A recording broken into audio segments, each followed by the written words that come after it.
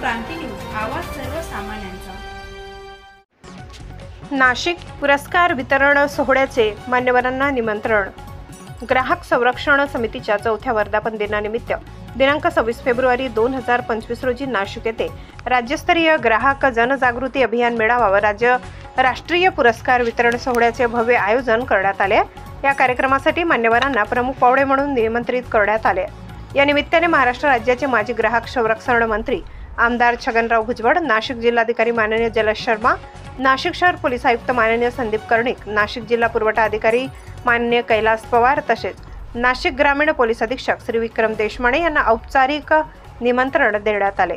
कार्यक्रमाच्या निमंत्रणासाठी ग्राहक संरक्षण समितीचे राष्ट्रीय अध्यक्ष माननीय दादाभाऊ केदारे, राष्ट्रीय सचिव डॉक्टर अविनाश झोटिंग, जिल्हा मार्गदर्शक प्राध्यापक निलेश दुसे तसेच वर्षा बोरसे यांनी मान्यवरांची भेट घेतली व कार्यक्रमाची सविस्तर माहिती दिली।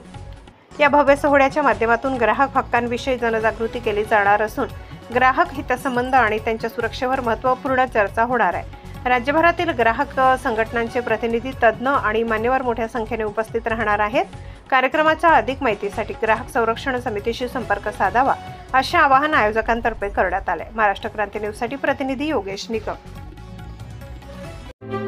अशाच नवनवीन बातम्या पाहण्यासाठी आमच्या महाराष्ट्र क्रांती न्यूज या YouTube चॅनलला लाईक करा, सबस्क्राईब करा आणि बेल आयकॉनला प्रेस करा।